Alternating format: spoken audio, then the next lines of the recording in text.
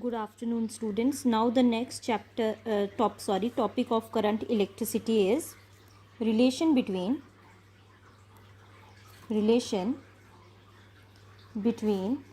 drift velocity and relaxation time.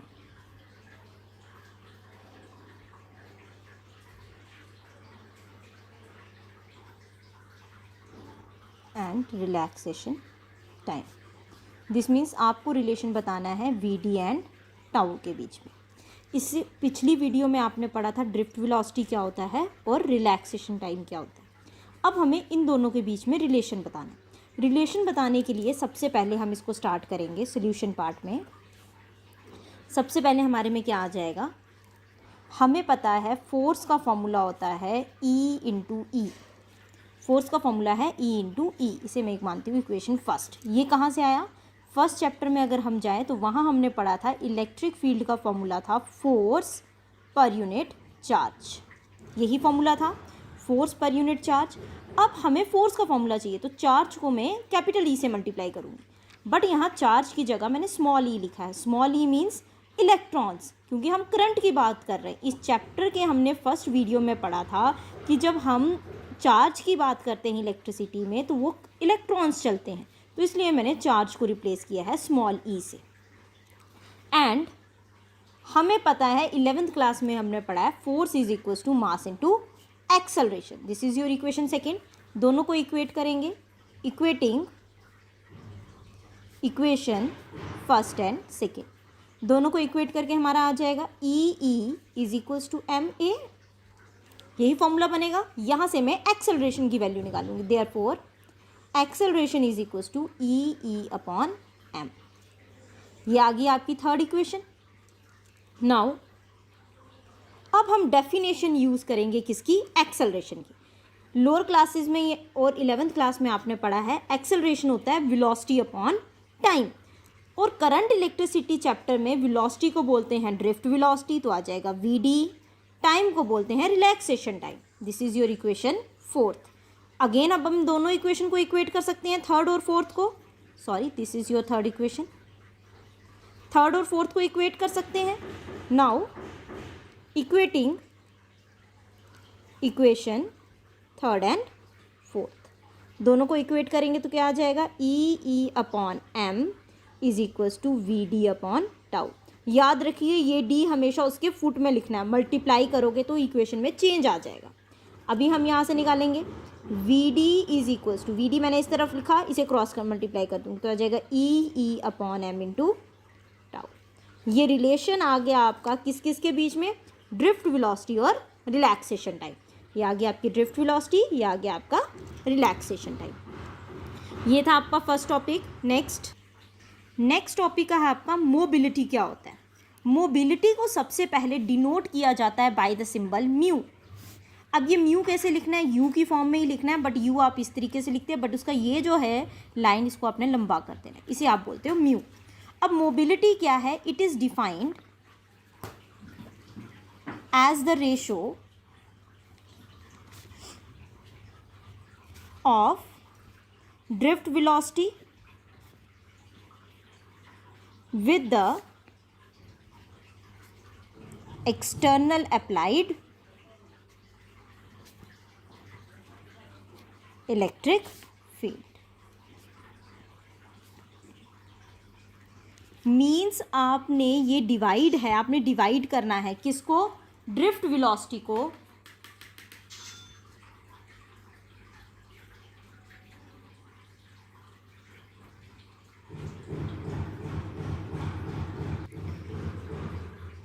Drift velocity को आपने divide करना है किसके साथ, इलेक्ट्रिक फील्ड के साथ। तो इस डेफिनेशन से इसका फॉर्मूला बन गया mu is equals to V D upon ई।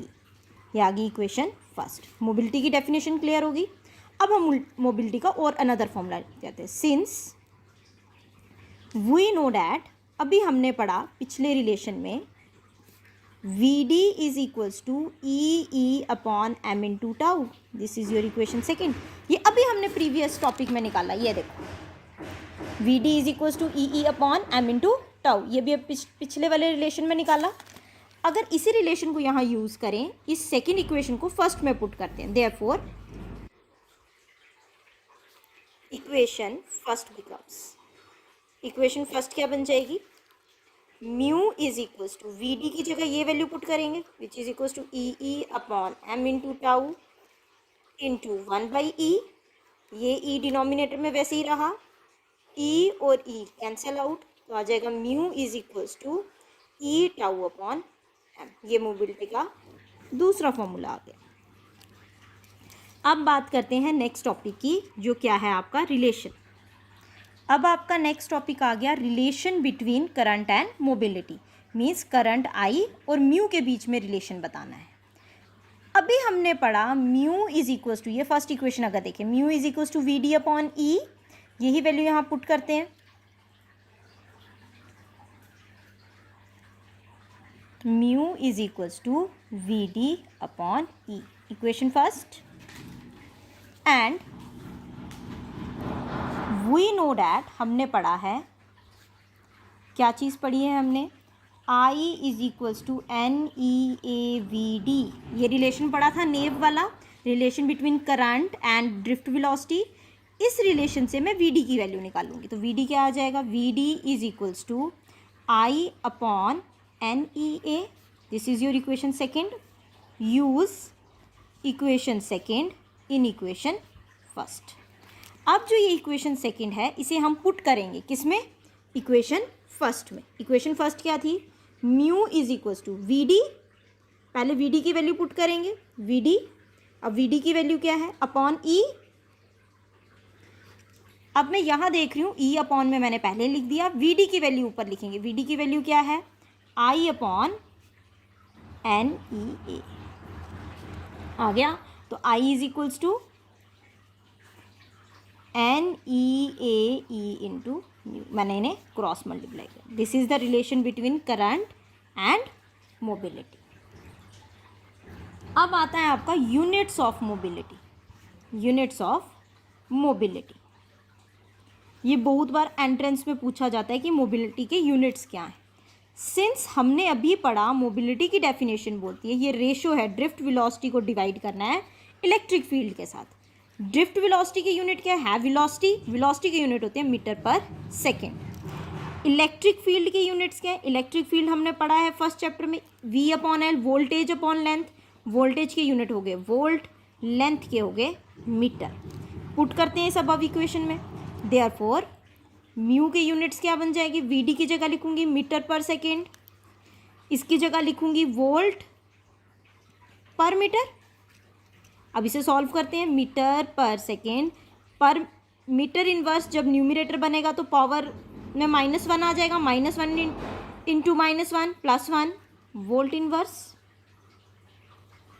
तो आ जाएगा mu is equal to metre square second inverse volt inverse. ये इसके यूनिट्स आ गए। ये मैंने इस फॉर्मूले से यूनिट्स निकाले। अगर कोई बच्चा ई के यूनिट्स ये रखना चाहे, हमें पता है mu is equals to V D upon E है, वी डी के यूनिट्स आ गए मीटर पर सेकेंड, और इलेक्ट्रिक फील्ड के आपके यूनिट्स आ सकते हैं ई इंटू ई, सॉरी एफ अपॉन ई, एफ अपॉन क्यू, आप जो मर्जी फॉर्मूला यूज़ करें। अगर इस फॉर्मूले को मैं यूज़ करूँगी तब आपके यूनिट्स आएंगे न्यूटन, फोर्स के यूनिट है न्यूटन, चार्ज के यूनिट होते हैं कूलम पर कूलम। अब इसमें पुट करते हैं तो म्यू के यूनिट्स क्या हो जाएंगे, मीटर पर सेकेंड डिवाइडेड बाय न्यूटन पर coulomb, which is equals to metre पर सेकेंड न्यूटन इनवर्स कूलम। अब आपको एंट्रेंस में ध्यान से देखना है, ये यूनिट्स दिए हैं कि आपको ये वाले यूनिट्स दिए, और कभी कभी ऑप्शन में आपका ये यूनिट भी होगा, आपका ये वाला यूनिट भी होगा, और इनका दोनों का ऑप्शन सी पार्ट हो सकता है, both A and B, then आप चूज़ करोगे both A and B option. अब बात आती है, नेक्स्ट टॉपिक आ जाता है आपका Ohm's law. What is Ohm's law? Ohm's law क्या है? सर जॉर्ज साइमन ओम जो थे, जो क्या थे, German physicist.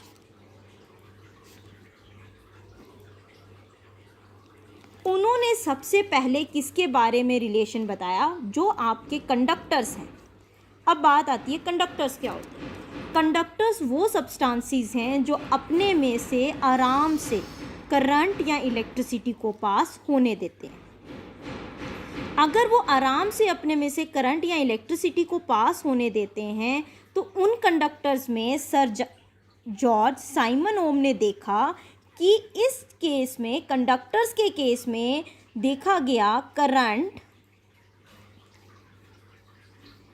Is directly proportional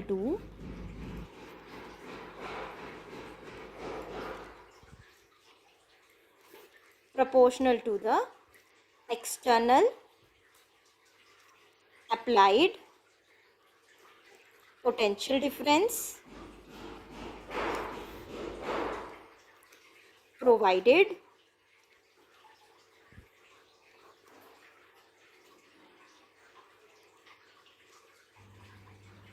temperature and other physical conditions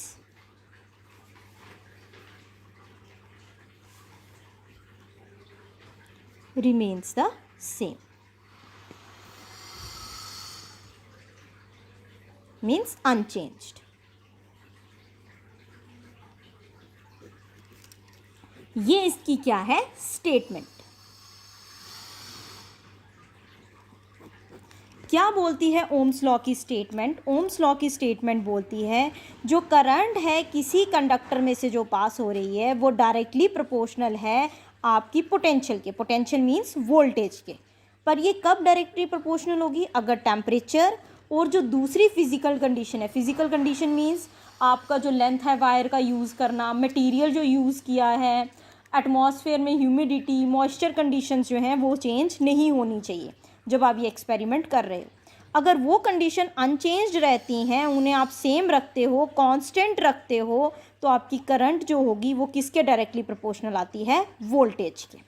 अगर हम इसी स्टेटमेंट के ऊपर जाएं तो हमें ये कंक्लूजन निकला, that is voltage is directly proportional to current. Capital V stands for voltage and capital I stands for current. Then V is equals to, proportionality हटाते हैं, कुछ कांस्टेंट आता है, that is capital R into I, where R is known as proportionality constant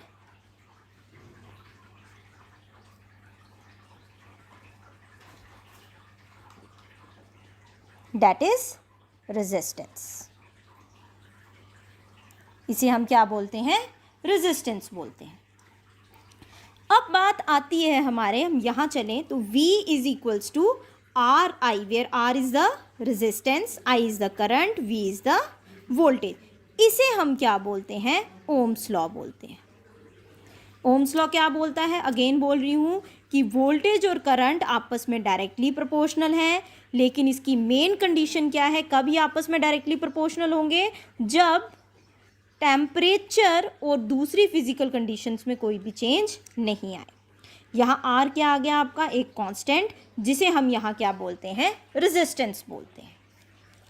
अब बात करते हैं units की, SI यूनिट्स। लोअर क्लासेस में आपने ऑलरेडी पढ़ा है करंट कैपिटल I का यूनिट होता है एम्पेयर, जिसे आप कैपिटल A से डिनोट करते हैं। अब बात आती है वोल्टेज की, जिसे आप पोटेंशियल डिफरेंस बोलते हैं, सिंबल होता है कैपिटल V, और इसे बोलते हैं वोल्ट से या कैपिटल V से डिनोट कर सकते हैं, या पूरा वोल्ट भी लिख सकते हैं। अब बात आती है रेजिस्टेंस की।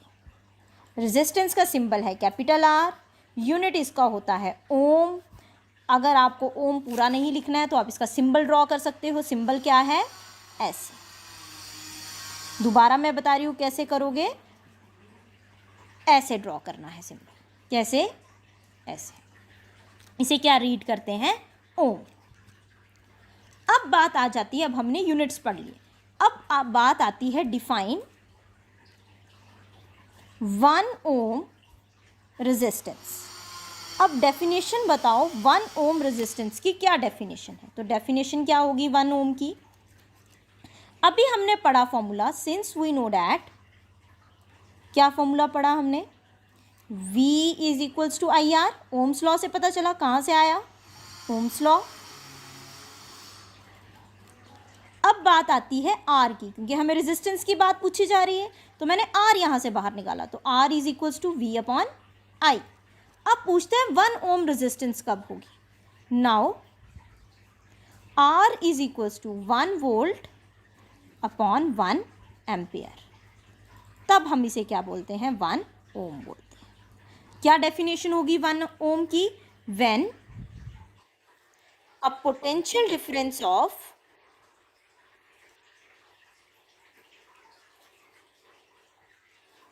1 volt is applied across the conductor, due to which 1 ampere current flows inside that conductor, then the resistance is said to be 1 ohm। अब रेजिस्टेंस 1 ओम कब होगी? जब आप एक कंडक्टर में से, अब जैसे मैं ये कंडक्टर ले लेती हूँ, ये आपका एक कंडक्टर आ गया, इसको मैं बाहर से बैटरी लगा रही, ये बैटरी आ गई, ये बैटरी कितने की लगाई? 1 वोल्ट की। जब मैंने इसको 1 वोल्ट की बैटरी लगाई और इसमें आपकी करंट फ्लो करे, कितनी? 1 एम्पियर, तब जो इस कंडक्टर के अंदर रेजिस्टेंस होगी उसे हम बोलते हैं 1 ओम। क्या है? जब हम एक कंडक्टर को बाहर से कितनी वोल्टेज देंगे? 1 वोल्ट वोल्टेज देंगे, जिसकी वजह से 1 वोल्ट की वजह से जिस कंडक्टर के अंदर कितनी करंट फ्लो करे? 1 एम्पियर करंट फ्लो करे, तब हम बोलते हैं कि आपके कंडक्टर के अंदर कितनी रेजिस्टेंस है? 1 ओम। अगर एक आम भाषा में बोला जाए, रेजिस्टेंस क्या होती है? रुकावट। मीन्स जो आपका चार्ज है, जो आपका करंट है, जो आपके इलेक्ट्रॉन्स हैं, उनको जो रोकता है, ईजिली उनको चलने नहीं देता है, उस रुकावट को हम क्या बोलते हैं? रेजिस्टेंस। एक लेमैन की लैंग्वेज में, एक आम आदमी की लैंग्वेज में रेजिस्टेंस क्या है? It is actually the hindrance or obstacle in the path of flow of charge carriers। एक आम आदमी की भाषा में क्या है? ये रुकावट है, किसके लिए? जो आपके चार्ज कैरियर्स, इलेक्ट्रॉन्स जो चल रहे हैं, उनके रास्ते में, के चलने के रास्ते में जो रुकावट पैदा करता है, उस चीज़ को हम क्या बोलते हैं? रेजिस्टेंस बोलते हैं। अभी आपको क्लियर हो गया 1 ओम रेजिस्टेंस क्या है?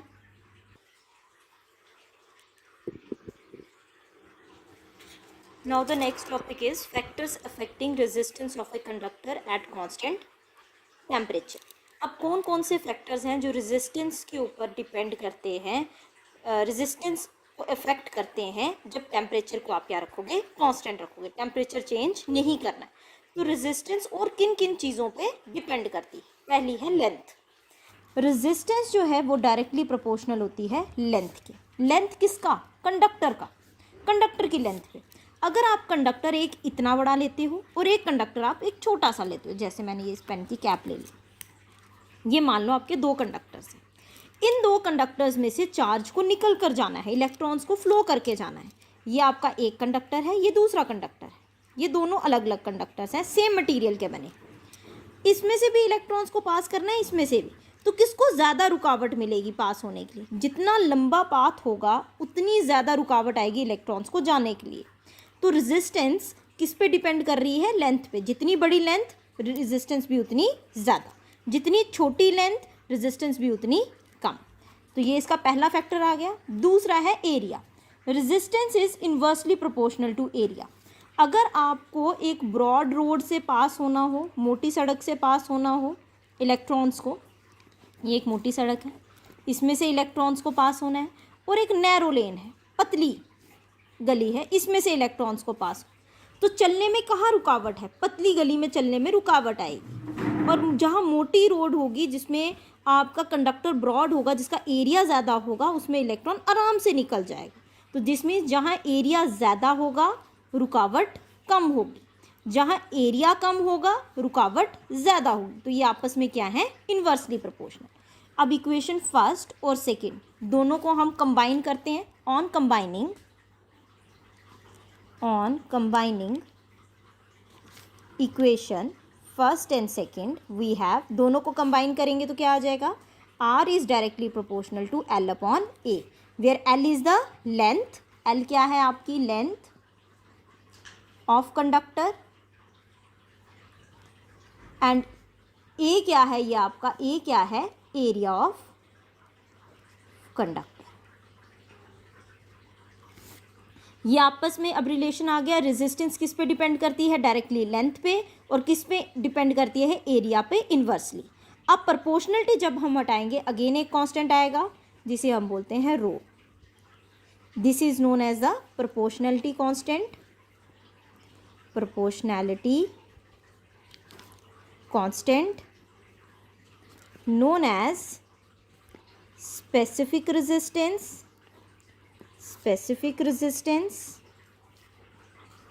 और इसे कई बुक्स में क्या बोला जाता है, रेजिस्टिविटी। इसको रीड क्या करते हैं, रो, RHO, रो। लिखना कैसे है, जैसे इंटीग्रेशन का सिंबल डालते हैं वैसे ही डालना है, बट उसको क्लोज कर देना है। इंटीग्रेशन का सिंबल आप ऐसे डालते थे, इसको क्लोज करना है, ऊपर से बंद कर देना है, इसे हम बोलते हैं रो। अब इस रो को क्या बोलते हैं, स्पेसिफिक रेजिस्टेंस, एक पर्टिकुलर रेजिस्टेंस है, या इसे रेजिस्टिविटी बोला जाता है। तीसरा फैक्टर क्या है आपका, मटेरियल।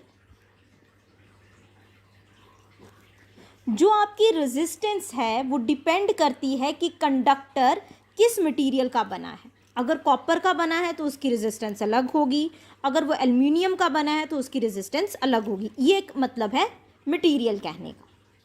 तो रेजिस्टेंस कंडक्टर की 3 फैक्टर्स पे डिपेंड करती है, पहला है लेंथ, दूसरा एरिया, तीसरा मटेरियल।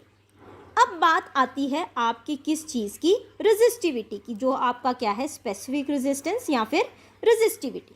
अब बात करते हैं यूनिट ऑफ रेजिस्टिविटी।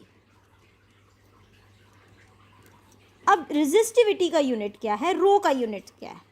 अगर मैं रो को यहाँ से निकालूँ तो रो इज़ इक्वल्स टू आ जाएगा आपका, इस इक्वेशन से अगर मैं रो निकालूँ तो रो आ जाएगा RA अपॉन L, यही आएगा।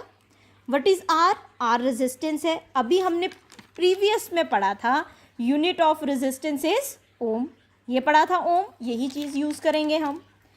तो आपका R का यूनिट आ गया ओम, मैं सिंबल ड्रॉ कर रही हूँ। व्हाट इज़ A, एम्पियर नहीं है, ए क्या है, एरिया, तो एरिया के unit metre square, divided by what is L, length, length के यूनिट मीटर, मीटर और ये 1 मीटर कैंसल, तो रो के यूनिट आ गए ओम मीटर, जिसे हम क्या बोलते हैं, ओम मीटर बोलते हैं। ये इसके क्या आ गए, यूनिट्स आ गए। ये बहुत बार आपके JKCT के एग्जाम्स जो होते हैं, जो अब नीट में कन्वर्ट हो गया, उसमें ये बहुत बार क्वेश्चन 1 मार्क्स का आया है। Now, what is the definition of resistivity? अब रेजिस्टिविटी और आपका 1 ओम कब इक्वल होंगे, इन दोनों के बारे में बताना है। रेजिस्टिविटी और 1 ओम आपस में इक्वल कब होंगे। अभी हमने पढ़ा, सिंस वी नो डैट, क्या पढ़ा अभी हमने, R is equals to rho L upon A, यही पढ़ा हमने। R किसके बराबर है, रो L बाई A के। अगर मैं यहाँ से लूँ rho is equals to R A by L लिख सकती हूँ। रो को यहीं रखा, R को A के साथ मल्टीप्लाई किया, L इसके डिनोमिनेटर में आ गया। इफ़ अगर आप रेजिस्टेंस 1 ओम की लेंगे, एरिया आप 1 मीटर स्क्वायर लेंगे और लेंथ 1 मीटर लेंगे, पुट करो ये वैल्यूज़, तो रेजिस्टिविटी कितनी आ जाएगी, 1 ohm into 1 metre square upon 1 metre, metre और metre cancel, 1 into 1 is 1 ohm metre. तो दिस मीन्स आपकी रेजिस्टिविटी 1 ओम मीटर कब होगी, जब आपके कंडक्टर के अंदर लेंथ जो है कंडक्टर की, जो ये कंडक्टर लिया मैंने, इसकी लेंथ कितनी होनी चाहिए, 1 मीटर की होनी चाहिए, इसका एरिया कितना होना चाहिए, 1 मीटर स्क्वायर होना चाहिए, और इसके अंदर कितनी रुकावट होनी चाहिए, 1 ओम की। जब रुकावट होगी इलेक्ट्रॉन्स को फ्लो करने के लिए, तब हम बोलेंगे इस मटेरियल की, इस कंडक्टर की रेजिस्टिविटी क्या है, 1 ओम मीटर। रेजिस्टिविटी क्या होती है, मैंने अभी आपको पीछे भी बताया, स्पेसिफिक रेजिस्टेंस। अब याद रखिएगा, ये बहुत बार एक आता है, मैं आपको नोट बता देती हूँ। Resistance changes with length comma area and with material. जो आपकी कैपिटल आर की वैल्यू है, वो लेंथ जब आप चेंज करोगे, एरिया चेंज करोगे या मटेरियल चेंज करोगे, तो वो बार बार चेंज होगा। ये पहला नोट आ गया। दूसरा नोट बोलता है स्पेसिफिक रेजिस्टेंस, जिसे आप रेजिस्टिविटी भी बोलते हो। Does not changes with length comma area but changes with material. But जो आपकी रो की वैल्यू है, रेजिस्टिविटी की वैल्यू है, आप लेंथ को चेंज करो, एरिया को चेंज करो, उसमें कोई भी चेंज नहीं आती। लेकिन आप जैसे ही मटेरियल को चेंज करोगे, आपकी स्पेसिफिक रेजिस्टेंस भी चेंज हो जाएगी। एक एग्जांपल देती हूँ। एग्जांपल में क्या है आपका, कि अगर आपको बोला जाता है एक वायर है, एग्जांपल लेते हैं, 1 wire of copper whose length is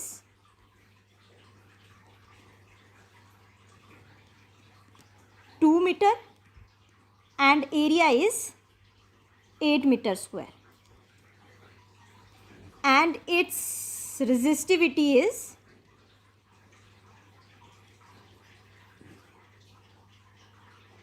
25 ohm metre. मैंने बोला एक कॉपर की वायर ली, 1 वायर ऑफ कॉपर, एक कॉपर की वायर ली, जिसकी लेंथ कितनी थी, लंबाई कितनी थी, 2 मीटर थी, उसका एरिया कितना था, 8 था, और उसकी रेजिस्टिविटी कितनी थी, 25 ओम मीटर थी। Then what is its resistance, सबसे पहले इसकी रेजिस्टेंस निकाल के बताओ। And if length is half, then what is the change in its resistance as well as in resistivity। Question बोलता है जब आपकी लेंथ, पहले हम क्वेश्चन लिख लेते हैं, हमें लेंथ कितनी दी है, लेंथ हमें दी है 2 मीटर, एरिया हमें दिया है 8 मीटर स्क्वायर, और आपका रेजिस्टिविटी आपको दी है 25 ओम मीटर। सबसे पहला पार्ट बोलता है रेजिस्टेंस निकाल के बताओ। क्वेश्चन था लेंथ दी थी, एरिया दिया था, रेजिस्टिविटी दी थी, रेजिस्टेंस निकाल, तो हम रेजिस्टेंस निकाल लेंगे formula rho L by A से। तो आ जाएगी वो आपकी कितनी, 25 इंटू 2/8 करके सॉल्व करते हैं इसे। अब आपको सबसे पहले बोला था रेजिस्टेंस निकालने, तो मैंने फॉर्मूला लगाया 25 इंटू 2/8, कहाँ से आया, रो एल बाई ए से। 25 into 2 is 50/8, that is approximately 6.333 so on ohms. अब बोलता है अगर आपकी लेंथ को, क्वेश्चन दोबारा पढ़ें, इफ लेंथ इज हाफ, अगर लेंथ को आधा कर लिया जाए तो बताओ क्या चेंज आएगी रेजिस्टेंस में और रेजिस्टिविटी में। अब न्यू केस क्या बोलता है, लेंथ को आधा कर ली, नई लेंथ कितनी होगी, पहली से आधी, तो पहली लेंथ कितनी थी, 2 थी, 2 का आधा 1 मीटर, तो बताओ न्यू रेजिस्टेंस क्या होगी। तो R इज इक्वल टू नई रेजिस्टेंस, तो मैं R डैश नाम दे रही हूँ, रो एल बाई ए, रो तो वही रहा दैट इज़ 25, एल आ गया 1 क्योंकि नई की बात कर रहे हैं, एरिया कितना था 8, विच इज़ इक्वल टू 25/8 ओम। आप इसे सॉल्व कर लीजिएगा। नई रेजिस्टेंस में तो चेंज आ गया, देखो लेंथ चेंज की तो रेजिस्टेंस चेंज होगी, अगर एरिया में चेंज होता क्वेश्चन में तो भी रेजिस्टेंस चेंज हो जाता। अब बात आती है रेजिस्टिविटी की। रेजिस्टिविटी कितनी थी आपकी पहले 25, मटेरियल चेंज किया। अभी मैंने आपको नोट बोला था रेजिस्टिविटी चेंज होती है जब मटेरियल चेंज हो। उन्होंने कॉपर का कॉपर ही रखा है, मटेरियल चेंज नहीं किया है, तो दिस मीन्स जो रेजिस्टिविटी पहले थी वही बाद में होगी। तो रेजिस्टिविटी तब भी क्या रहेगी 25 ओम मीटर, तभी ये मैंने आपको नोट बताया था। बट रेजिस्टेंस मटेरियल के साथ चेंज होती है, यहाँ मटेरियल चेंज नहीं किया है, क्या चेंज किया है, लेंथ चेंज की है, इसलिए आपकी रेजिस्टेंस में चेंज आ गया। तो आप सोल्यूशन में क्या लिखोगे, रेजिस्टेंस न्यू रेजिस्टेंस ये हो जाएगी, बट आप सोल्यूशन में क्या लिखोगे, but there is no change in resistivity as there is no change in material, क्योंकि मटेरियल में कोई चेंज नहीं है तो रेजिस्टिविटी में कोई चेंज नहीं आएगा।